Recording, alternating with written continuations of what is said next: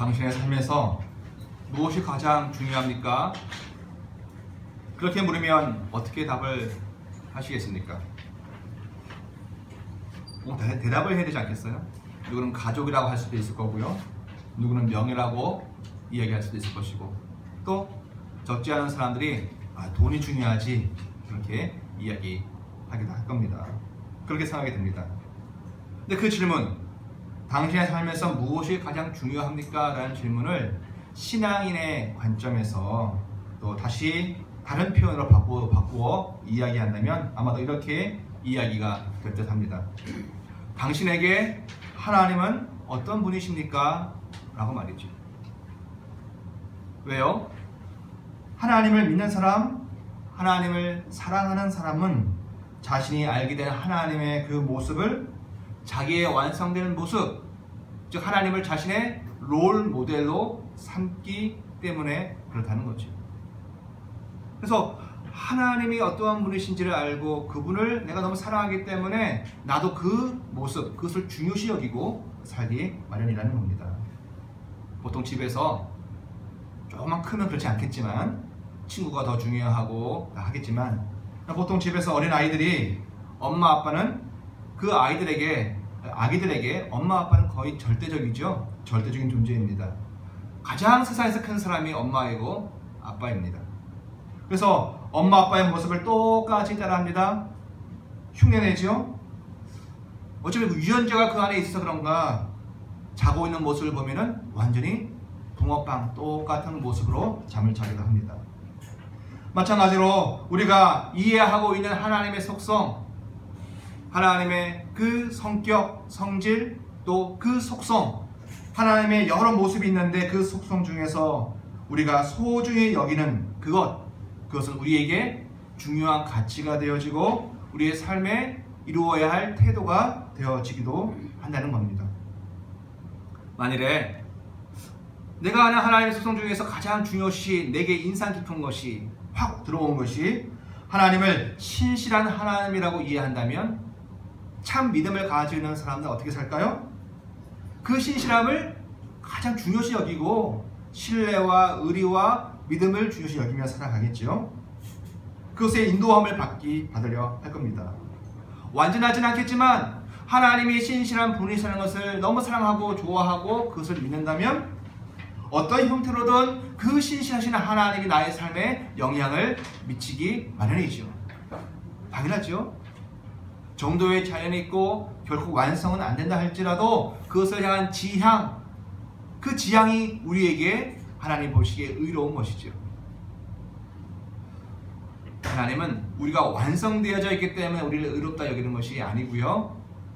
그것을 믿고 그것을 향하여 오늘도 수고하고 실패하지만 또다시 지향하고 있는 그것을 우리를 향하여 의롭다 하시는 겁니다. 그것을 우리는 믿음이라고 하는 거죠. 이것이 연결되어 있지 않다면 하나님을 향한 이해와 그분을 믿는 것과 나의 삶에 추구하는 방향이 연결되어 있지 않다면 어딘가 문제가 있는 겁니다. 좀 더 직설적으로 이야기하면 내가 생각하고 내 생각과 내가 믿음을 혼돈하고 있지 않는가 한번 따져봐야 합니다. 사람들은 말합니다. 믿는 것, 그거 생각이지 그게 여기는 거지 라고 하는데 신앙의 입장에서는 생각과 믿음은 천양지차 다른 겁니다. 내가 좋아하고 내가 추구하고 내가 하는 생각과 하나님께서 내게 부어주신 믿음은 다른 거죠. 믿음은 반드시 열매를 맺기 마련이기 때문에 내 안에서 그 지향과 그 추구와 그 소망함을 가지고 살게 하지요.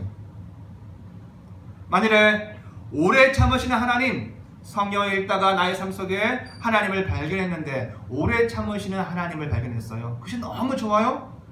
그 사람 어떠한 삶을 살까요? 나도 오래 참아봐야지. 완성은 안 됩니다. 완성은 안 되지만 물론 내가 오래 참는 그 지향점을 가지고 목표를 가지고 살기 마련이지요. 또 하나님께서 우리를 책임져 주시는 그 사랑으로 내가 이해를 하고 있다면 믿는 자는 어떻게 될까요? 역시 나도 책임져 보고 싶고 나도 사랑해 보고 싶고 그런 삶을 살기 마련입니다.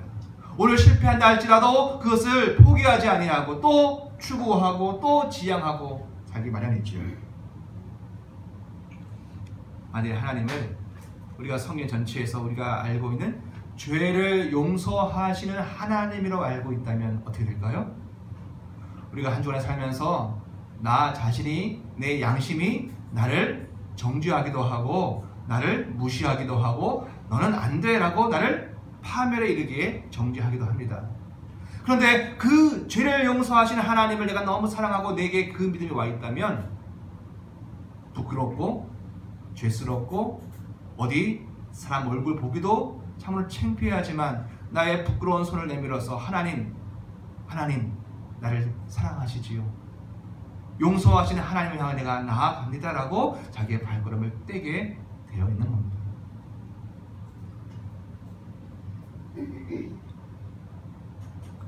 지금까지 말씀드린 이 이야기를 예수님의 당시 상황으로 다시 한번 편집을 하고 다시 각색을 해서 한번 이야기해 보도록 하겠습니다. 예수님 당시 유대인들에게 하나님을 체험하는 가장 큰 두 가지 방법이 있었습니다. 무엇이었죠? 하나는 성전을 가는 겁니다. 성전을 향해 가서 제사 행위를 지내는 것이었고요. 또 한 가지는 율법을 가지고 율법을 준수하고 율법을 지켜가며 살아가는 것이었죠. 그처럼 하나님의 신성에 대해서 알려주는 핵심적인 두 가지 중에 하나가 바로 율법이었습니다. 율법이라니까 우리와는 상관이 없는 것 같은데 법이라고 이해하시면 되겠습니다. 삶의 모든 것을 종교적인 법으로 정해놓고 살아가는 것이죠. 법을 통해서 하나님을 이해하고 체험을 하는 것입니다. 수많은 법의 조항들이 성경에 있지요. 특별히 창세기에서부터 신명기까지 모세 오경이 그것의 핵심이기도 합니다. 그것을 통해서 하나님이 어떤 분이신지 아는 것이 성경을 읽는 사람들의 목표였고 예수님의 당시의 사람들도 그러해야 했지요. 하나님이 어떤 분이신지 아는 것이 참으로 중요했다고요. 율법을 지키는 것보다 그 지킴 속에서 하나님은 어떤 분인가를 체험하고 알아야 했습니다. 구약성경 특별히 모세 오경, 그것은 하나님이 어떠한 분이신지 그분의 속성과 그분의 특징을 알려주는 말씀이었습니다. 그래서 오늘 바리새인들 중에 한 명 율법사가 이렇게 묻지 않습니까? 율법 중에서 어떤 것을 가장 중요하다라고 생각하십니까? 라고 예수님께 지금 묻고 있습니다. 그것은요, 이렇게 얘기할 수 있습니다. 율법을 통해 하나님을 어떻게 이해하고 계십니까? 라고요. 그럼 오늘 우리의 현대어로 바꾸면요, 당신 삶에서 무엇이 가장 중요합니까? 이 이야기가 되어지는 겁니다. 그렇게 이해하고 보면 오늘 바리새인들이 예수님을 시험하고 묻는 선생님, 율법 중에서 어느 계명이 큽니까? 라고 하는 그 계명은 무엇을 이해한다고요? 당신은 하나님을 어떻게 이해합니까? 더 나가서 예수 당신의 삶 속에서 가장 가치 있고 가장 중요한 것은 무엇입니까? 라고 묻는 것이라 할 수 있죠. 오늘 그것이 우리에게도 마찬가지입니다. 하나님을 어떻게 이해하는 것은 내 생각 속에 머물 수가 없지요. 그것은 결국 나의 삶 속에, 나의 삶의 행동에 어떤 사람은 가온이라 얘기할 수도 있고 어떤 사람은 삶의 모토라고 할 수도 있고 비전이라고 얘기할 수 있지만 하나님을 어떻게 믿고 이해하느냐는 자기 삶에 영향을 미치고 삶을 변화하게 하고 오늘 그것을 지향하게 합니다. 그렇습니다. 우리도 순간순간 우리의 삶에서 무엇이 가장 중요한 것인가? 내 인생 이제 얼마 안 남은 것 같은데 내 인생 속에서 무엇이 가장 중요할까? 그것에 포커스를 맞추고 집중해야 되지 않겠습니까? 나는 무엇을 중요시 여기며 살고 있는가? 라고 우리는 아마도 저녁 때 잠자기 전에 한 번은 물어봐야 할 것 같아요. 아침에 일어나서 나는 무엇을 하고 오늘도 살아가야 할까? 다시 한번 생각해보고 기도해야 될 줄 믿습니다. 머릿속에 생각이나 상상으로 멈춰 있는 것이 아니라 좋은 개념으로서 용기 좋은 것이지, 사랑 좋은 것이지 라고 하는 어떠한 개념으로 내 머릿속에 머무는 것이 아니라 하나님을 믿기에 하나님을 신앙하기 때문에 그것이 나의 삶에 조금씩 유입되어지고 들어와야 하는 겁니다. 나는 그것과 관련하여서 어떤 삶을 살고 있는지 우리가 확인해 보아야 합니다. 어디서요? 가정에서요? 식구들과의 삶 속에서. 어디에서요? 경제 활동이 일어나고 있는 그 삶의 현장에서. 바로 우리의 삶을 내가 친구와 또 여러 이해관계를 맺고 있는 그 삶 속에서 나는 내가 아는 하나님을 어떻게 나는 이해하고 표현하고 살아가고 있는가 라고 말이죠. 바로 그 같은 질문을 바리새인, 특별히 율법사가 지금 하고 있습니다. 그 얘기는요, 예수가 이해하는 하나님, 또 당신의 삶의 중요한 모토, 또 당신은 어떠한 삶을 살 것입니까? 라고 하고 있는 그 인격성과 구체적인 삶을 묻고 있는 것이죠. 예수님이 진짜인지 아니면 가짜인지, 혹 믿어도 되는 사람인가, 아니면 말만 하고 좋은 이야기만 하는 그런 사람인가 시험해 보고자 바리새인이, 이 율법사가 질문을 하고 있는 겁니다.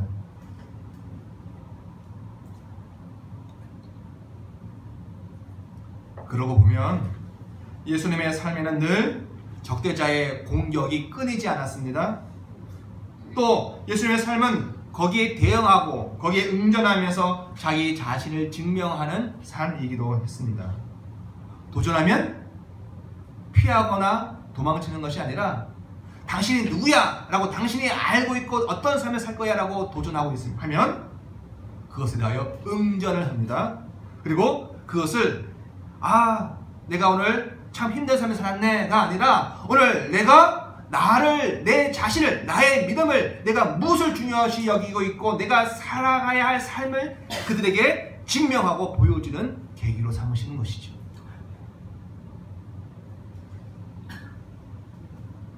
도전 자체를 나쁘다고 여기지 않는다는 말입니다. 여러분, 한 주간 삶을 살아오시면서 여러분들에게 도전이 들어오고 여러분이 무엇을 믿고 있고 말은 안 하지만 너의 삶은 무엇이야? 라고 우리에게 도전하는 여러 일들이 있었을 겁니다. 그때 우리는 어떻게 응전을 하고 있고 우리의 삶을 어떻게 보여주고 있습니까? 오늘 우리가 읽은 마태복음 22장만 하더라도 앞부분에 누가 나와요? 사두개인이 나옵니다. 그들이 와서 예수님을 공격했지요. 무엇에 대해서요? 부활이 있습니까? 라고 하는 그 부활 논쟁을 일으켰습니다. 예수님이 그 부활 논쟁을 통해서 저들에게 어찌 보면 괴롭힘을 당한 거지요. 하지만 예수님은 그들 모두 사두개인들을 잠잠하게 하셨습니다. 그들이 알지 못하는 것들, 성경을 읽어도 눈에 들어오지 않았던 부분들을 밝혀 보이시면서 하늘에 대해서 또 영혼에 대해서 부활에 대해서 말씀하시므로 저들이 입이 있으나 말 못하게 하는 상태로 저를 잠잠하게 하셨지요. 34절에 사두개인들이 아무 말도 대답할 것이 없었다라고 표현을 합니다. 바로 그 다음 타자, 이제 순번이 정해져 있는 겁니다. 1번 타자가 끝나니까 이제 2번 타자가 들어오는 거지요. 순번을 기다리는 바리새인들이, 특별히 한 율법사가 예수님께 나옵니다. 그리고 마치 은행에서 번호표를 하나 탁탁 뽑아서 기다리고 있듯이 그 순번자들이, 대적자들이 차례대로 예수님께 나와 예수님을 겨루어보고 예수님을 시험해보고 있습니다. 오늘 본문에서도 예수님을 시험하여 하면서 다가온다라고 표현하고 있죠. 여러분, 이것이 예수님의 삶만이라고 이해하시면 안 되죠. 예수를 믿고 그 예수의 영이, 예수의 뜻이, 예수의 그 마음이 내 안에 들어와 영접되어져 있으면 이것이 성도의 삶입니다. 주변의 사람들이 찾아와서 우리가 믿는 것을 묻기도 하고 안 묻기도 합니다. 또 이러저러한 논쟁으로 성령에 대한 것을 우리와 대화하기도 합니다. 또 안 하기도 합니다. 그런데 하는 것이 있고 안 하는 것이 있지만 반드시 하는 것이 있습니다. 신앙에 대해서보다도 우리가 무엇을 중요시 여기며 살아가는지를 묻는 거죠. 보고 있죠. 돈을 어떻게 쓰는지, 시간을 어떻게 사용하는지, 사람들과 어떻게 관계를 맺고 있는지, 미래에 대해서 어떠한 준비를 하며 살아가는지, 심지어 보지는 않고, 묻고 질문하지는 않지만 보면서 우리의 신앙을 저들이 보고자 하는 겁니다. 어떤 삶을 선택하며 사는지를 보고 있다고요. 그리고는 이렇게 말하기도 합니다. 당신은 믿는 대로 당신의 삶을 살지 못한다라고 우리를 조롱하기도 합니다. 어떻게 예수 믿는데 그렇게 살 수 있느냐라고 조롱하기도 하지요. 때로는 참 가식적이다라고 우리에게 아주 아픈 말을 내뱉기도 합니다. 입으로는 거룩한 말을 하는데 삶에는 아직 그것이 오지 않았다라고, 전혀 딴판으로 산다라고 우리에게 아주 아픈 가슴이 저리는 말을 하기도 합니다. 때로는 당신은 헛된 꿈만 꾸고 있다고, 당신의 믿음은 믿음이 아니라 망상이고 헛된 꿈이라고 우리에게 이야기하기도 합니다. 그것이 우리에게 도전이 되어집니다. 그것이 우리가 내가 지금 어떤 삶을 살고 있는가, 나를 다시 한번 돌아보기도 하고 나를 점검해야 할 시험대 위에 우리가 서게 하는 것이지요. 우리 예수님처럼 궁극적으로 지금 덜 완성되었다 할지라도 궁극적으로 그것을 믿고 가는 겁니다. 세상 사람들, 저들의 이론과 논리를 결국 우리가 가진 믿음과 신앙과 삶으로 저들을 잠잠하게 하고 저들의 입을 다물게 하는 그 일을 우리가 해야 하는 것이죠. 하늘의 진리를 가진 자로 말입니다. 왜냐하면 하나님이 그 능력을, 그 권세를 예수 안에서 우리에게 주시기 때문에 그렇죠. 바로 그때 주님의 대답은 무엇이었습니까? 무엇이 율법에서 가장 중요하고 큰 계명이라고 예수님께서 말씀하시지요? 예수님이 율법을 통해서 알고 있는 여러 가지 하나님의 속성 가운데 진노하시는 하나님, 심판하시는 하나님, 파멸하시는 하나님도 있는데 그 하나님의 속성보다 하나님은 어떤 하나님의 속성을 가장 중요한 것이라고 말씀하십니까? 바로 사랑하라 라고 하는 이 계명이었습니다. 여러분, 예수님 말씀하십니다. 율법의 가장 큰 계명은 결국 사랑하라 라고 말입니다. 이것이 명령이라고 우리에게 들어와 있습니다. 여러분, 우리는 무엇을 받고 있어요? 명령을 받은 사람들입니다. 특히 어떤 명령이요? 사랑할 것에 대한 명령을 받은 자입니다. 신자는요, 믿는 자들은요, 신앙 있는 분들은요, 자기 생각대로 살아가는 것이 아니라 명령을 받고 그 명령에 반응하는 사명, 순종, 그리고 그 명령을 높이는 존명, 존중히 여기는 존명을 가지고 거기에 순종하는 순명을 가지고 살아가는 인생입니다. 우리 속에 명령이 와 있나요? 구체적인 어떤 명령보다도 신앙인은 뭘 가지고 산다고요? 명령 가지고 사는 인생인 줄 믿습니다. 하나님이 나를 사랑하시기 때문에 룰루랄라 그냥 놀고 살아가는 인생이 아니라 내 안에 하나님의 그 사랑이 나를 생명을 살게 하시기 때문에 나에게 명령이 들어오는데 그 명령을 가지고 살아가는 인생들입니다.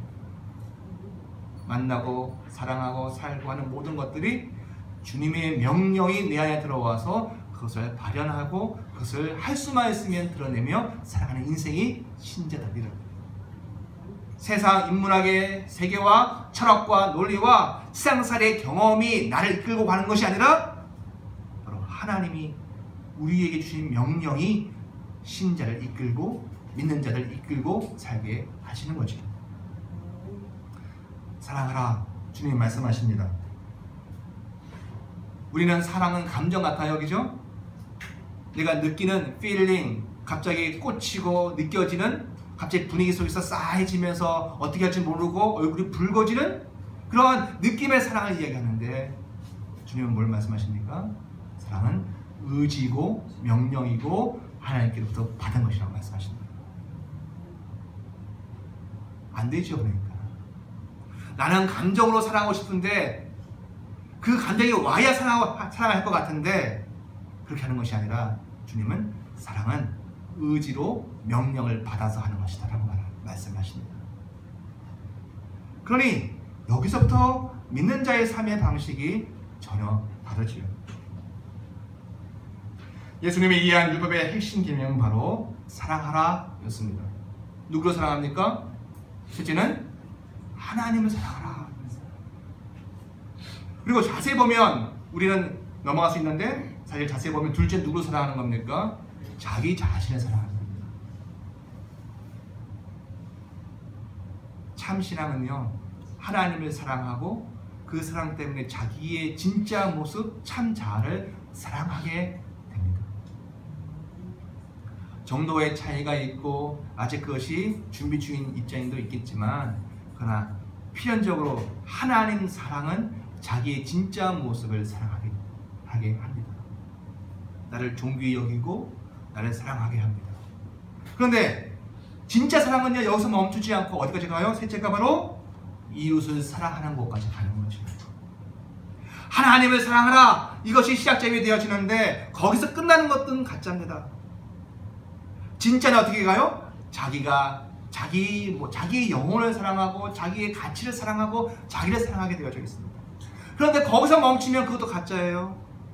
진짜 신앙과 진짜 믿음은 하나님을 사랑하고 자기를 진짜 사랑하고, 그리고 그것 때문에 그 힘으로 이웃을 사랑하기까지 가는 거라 말씀합니다. 그럼 제 말이 아닙니다. 주님 말씀하십니다. 37절 한번 읽어보겠습니다. 시작. 내 마음을 다하고 목숨을 다하고 뜻을 다하여 주 너의 하나님을 사랑하라 하셨으니, 그 말은 하나님의, 예수님의 인식이 다 생략되어 있지만 결국 그것이 어떻게 넘어갑니까? 38절. 이것이 크고 첫째 되는 계명이요 둘째도 그와 같으니 내 이웃을 어떻게 해요? 너 자신과 같이 사랑하라 하셨어요. 그러니까 순서상으로는 누구를 먼저 사랑하는 겁니까? 하나님 사랑, 자기를 사랑하는 거. 자기를 용서할 수 있어야 돼요. 자기의 과거를 용서할 수 있어야 합니다. 하나님보다 더 양심적인 사람이 많아요. 하나님은 나를 사랑하셨는데, 용서하셨는데 내가 나를 용서하지 못해요. 참 사랑은 하나님의 사랑을 알면, 그것이 체험되어지면 나를 사랑하게 되어집니다. 그것이 회피와 자기의 면피를 위한 것이 아니라, 내가 세상의 처벌과 세상의 형법과 법의 기준에 의해서 벌금을 내던 또 어떠한 처벌 받는 건 다 받아야 되지만, 하나님 앞에서 자기 자신을 용서한 것을 자기가 받아들일 수밖에 없다는 거지요. 그리고 그것 때문에 뭘 해요? 세상을, 사람을, 이웃을 사랑하게 되어지는 것입니다. 이것이 세상에 이야기하는 인문학과 세상의 사랑과 다른 것이죠. 휴머니즘과 다르다는 것이죠. 여기 보면 그와 같이란 말이 있죠. 39절에 그와 같으니, 그것은 하나님을 사랑한 이후에 한참 후에 다른 사랑이 시작되어지는 것이 아니라 37절과 38절이 거의 동시적으로, 예수님이 순서적으로는 첫째는 이것이고 둘째는 이것이라고 얘기하셨지만, 그러나 동시적으로는, 이것이 논리적으로는 그렇게 되어지지만 그러나 발생적으로는 동시적으로 일어난다는 것입니다. 하나님을 사랑하면 동시에 자기를 사랑하게 되어지고 이웃을 사랑하게 되어진 이 일이 일어난다는 겁니다. 사랑하는 성도 여러분, 이 일에 우리가 지난 한 주간 성공하셨나요? 또다시 실패했을 겁니다. 그러나 나를 사랑하시는 그 하나님을 알기에 또다시 우리는 우리의 부끄러운 손을 내밀어서, 하나님, 아버지 나를 붙잡아 주세요. 주님은 나를 지금은 포기하지 않으시는 것을 내가 믿고자 합니다. 하나님은 나를 믿으시는데 내가 그 하나님을 신뢰하게 해주세요. 다시 머리를 들고 주께 나오는 것이 믿음입니다. 이런 거죠. 하나님을 참되게 사랑하면 먼저 인간 자신의 진짜 모습을, 내 안의 진짜 모습을 버려야 할 걸 버려야 되고, 나를 진짜 사랑한다는 것은 버릴 것을 버리는 겁니다. 잘라내는 것입니다. 욕심을 잘라내는 것이지요. 그 자기 진짜 참 자아를, 자기 자신을 사랑하게 된다는 말입니다. 그 다음에 거의 동시적으로 이제 참 신앙 안에 들어가면 나와 타인이 구분이 없는 겁니다. 사실은. 근데 아직 죄 가운데 살고 있기 때문에 내 것과 타인 것이 구별되어지고 나와 너가 분리가 되어져 있는 것 뿐이지. 어쨌든 하나님의 온전하시고 완전하신 그 사랑, 마지막 종말에 가면 나와 이웃이 구별이 없습니다. 그렇지요. 자기 사랑에서 끝나는 사랑은 가짜 자기 욕심의 사랑입니다. 그러나 진짜로 자기를 사랑하는 사람은 동시에 이웃을 사랑하게 됩니다. 한번 공식을 만들어 볼까요? 참 하나님을 사랑하고 하나님을 참으로 사랑하면 누구를 사랑하게 되어져요? 일단은 나를 사랑하게 되어집니다. 자기를 불쌍히 여기게 되어집니다. 자기 속에 있는 사악한 것을 버리게 되어집니다. 이것이 되어지면 진짜 하나님의 사랑이 들어오면 두 단계에서 세 번째 단계 누구를 사랑하게 되어져요? 이웃을 사랑하게 되어집니다. 유대인들은요, 같이 식사하는 사람을 형제라고 했고요, 같이 밥을 먹는 사람들은 다 왼수였습니다. 이웃까지도 다 적이었습니다. 철저히 구분이 되어졌던 그들이었습니다. 그런데 주님은 이웃을 사랑한, 이웃이 원수의 개념이 아니라 처부수해야 할 대상이 아니라 내가 경쟁에서 이겨야 할 대상이 아니라 내가 사랑해야 할 나의 한쪽이라고 주께서 말씀을 하십니다. 그러니 내가 하나님을 얼마만큼 깊이 사랑하느냐 할수록 두 번째의 사랑이, 세 번째 사랑이 더 커져가겠죠. 혹시 2번 사랑과 3번 사랑이 작아요? 우리가 뭐가 문제인 거예요? 하나님을 사랑함이 아직 작고 약한 거죠.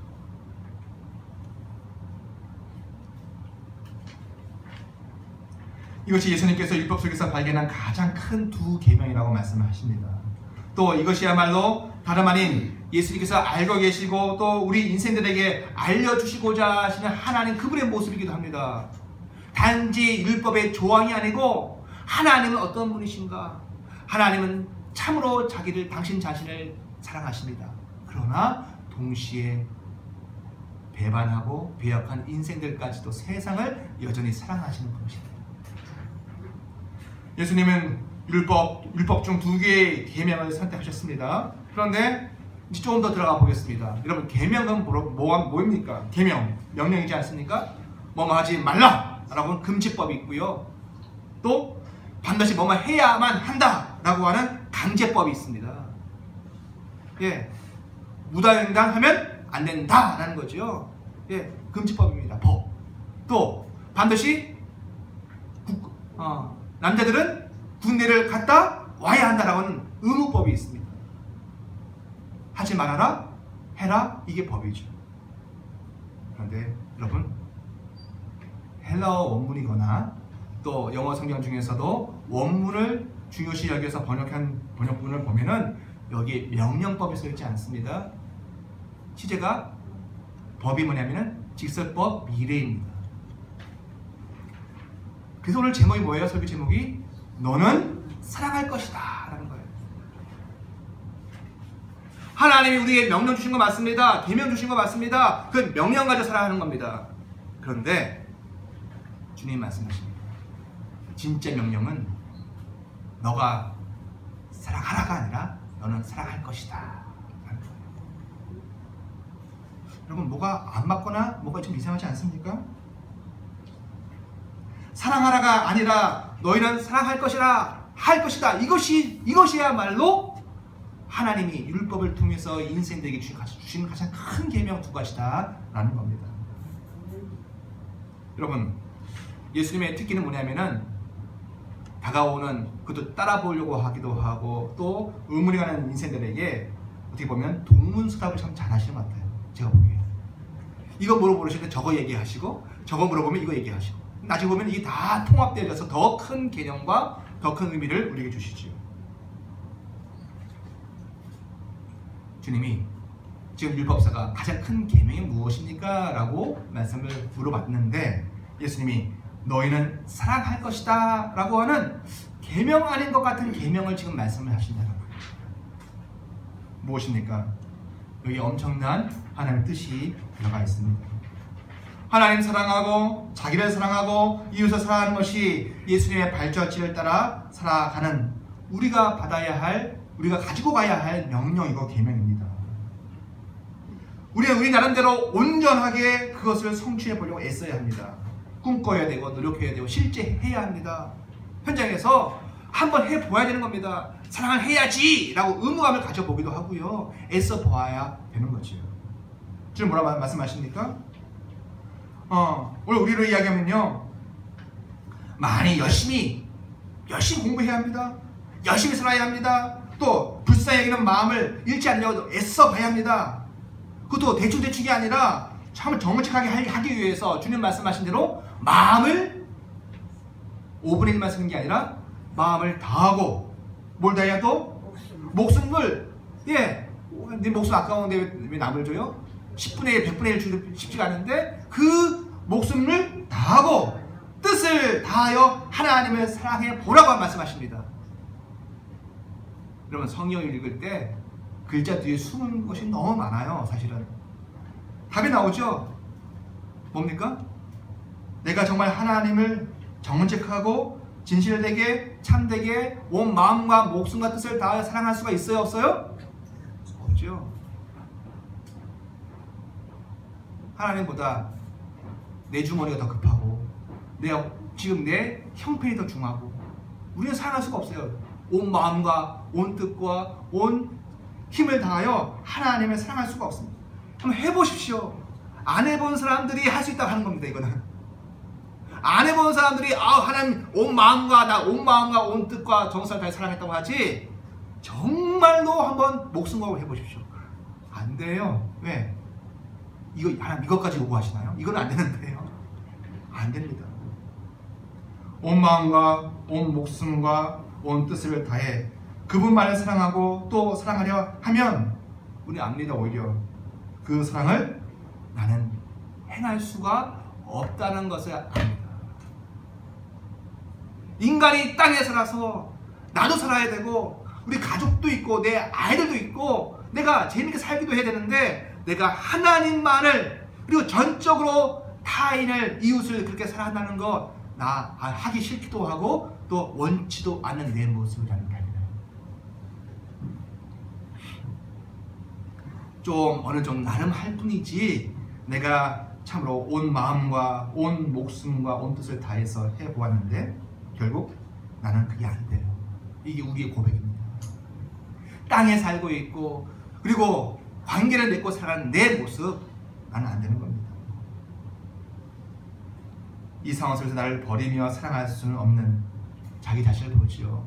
그런 면에서 하나님의 그 온전하시고 완전한 뜻에 도달하지 못하고 있고 미치지 못하는 자기의 모습을 보기 때문에 나는 또 하나님 내가 죄인이군요. 이런 면에서도 죄인이군요 라고 고백할 수밖에 없습니다. 그 사랑이 내게 불가능하다는 것을 고백합니다. 바로 그것을 아는 것이 역설적으로 신앙입니다. 바리새인은 말합니다. 나는 금식했습니다. 나는 11조 했습니다. 나는 구제했습니다. 난 다 했으니까 나는 율법 조항을 지켰으니 나는 온전하고 나는 의인이고 그것 못한 저들은 다 죄인입니다 라고 말합니다. 그러나 주님 말씀하시죠. 그래? 그럼 내 모든 것을 다 팔아서 내게 오라 말씀하십니다. 거기까지는 율법이 없기 때문에 생각도 안 해봤거든요. 거기에서 주님 말씀하십니다. 열심히 해야죠 우리가. 그런데 해보면 해볼수록 나는 그것을 내 힘으로는 행할 수 없는 자기 한계를 가지고 있는 존재입니다. 이거를 고백하게 되어집니다. 그게 뭐예요? 그게 신앙입니다. 내가 할 수 없는 것을 인정하는 것. 근데 가야 돼. 누구의 도움이 필요해요? 하나님의 도움을 구하는 것. 그게 신앙입니다. 내가 영원하고 싶습니다. 그런데 내가 영원할 수가 없어요. 자기의 한계를 고백하는 것. 과학으로든 의학으로든 내가 영원할 수가 없다는 걸 내가 고백하는 것. 그게 신앙이에요. 바로 거기에서 누구의 도움을 구하는 겁니까? 예수 그리스도를 통하여 하나님의 도움을 구하는 겁니다. 내 지식이 내가 참으로 완전하지 못하는 것을 내가 고백해야 합니다. 그래야 하나님의 지혜와 지식이 내 안에 들어옵니다. 이게 신앙이에요. 여러분 신앙은 놀고 먹다가 감나무 밑에서 입 쩍 벌리고 있으라는 얘기가 아닙니다. 해봐야 돼요. 살아봐야 돼요. 힘써 살아야 돼. 해야 합니다. 그래야 내가 할 수 없다는 것을 진짜 고백을 하게 되어져. 거기에서 하나님의 도움을 구하는 것이 신앙입니다. 그렇기 때문에 참 신앙은 바리새인처럼 의시되거나 자기 것을 내가 이거 했다라고 하나님 앞에 나 잘했지요라고 자기를 의시되거나 자랑할 수가 없기 마련입니다. 여러분 명령을 하긴 해야 하는데 할 수 없음을 알고 탄식 가운데에서 자신의 무기력을 인정하면서 하나님의 도움을 구하는 것, 그것이 신앙이고 그것이 믿음입니다. 근데 주님 이렇게 말씀하시지 않습니까? 너희는 하나님을 사랑하게 될 것이다, 미래형. 너희는 이웃을 사랑하게 될 것이다, 미래형. 그럼 이 빠진 이야기가 뭡니까? 할 수 없는데 온 마음을 다하고 온 뜻을 다하고 정성을 다해 했지만 안 돼. 그런데 누구의 도움을 구하는 거예요? 나의 무력과 나의 무기력과 한계를 구하면서 알면서 하나님의 도움을 구할 때 그분이 와서 나를 책임지시고 완성하시는 것을 아는 겁니다. 너희가 바리새인이 묻습니다. 가장 큰 계명이 무엇입니까? 단순한 사랑하라가 아니에요. 나의 무기력을 알기에, 살아보지만 무기력을 알기에 하나님의 도움을 얻어야 하기 때문에 너희가 하나님을 사랑하게 될 것이다, 너희가 이웃을 사랑하게 되어질 것이다. 그 완성 누구에게 있습니까? 내게 있습니까? 그렇지 않죠. 말씀을 맺습니다. 예수를 믿는다는 것은 말은 그분의 삶, 그분의 선택한 기준도 믿는 겁니다. 아, 예수님이 나를 위해 죽으셨지, 그것만 믿는 것이 아니라 우리가 예수를 믿는다는 것은 주님이 삶을 어떻게 선택하고 어떤 가치를 가지고 살아가는가, 십자가의 길을 걸어가신 그 방식도 우리가 주님을 믿는 그것이죠.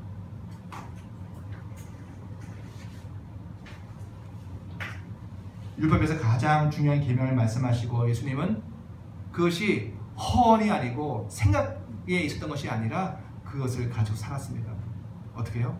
십자가까지 가서 죽으심으로 하나님의 사랑을, 이웃 사랑을, 그것이 정말 나의 것이었노라고 이야기하시고 삶으로 보여주신 것이죠. 자기가 믿고 있는 것은 결국 머릿속의 것이 아니라 내 삶 속에 삶을 선택하는 겁니다. 오늘 우리도 명령을 받고 삽니다. 여러분 어떤 명령을 받고 삽니까? 그 중에 하나가 마태복음에서 말씀하신 주님의 명령이죠. 가서 제자를 삼고 또 세례를 줌으로 제자를 삼고 가르쳐 지키게 함으로 제자를 삼으라고 하는 주님의 명령을 받은 자가 우리입니다.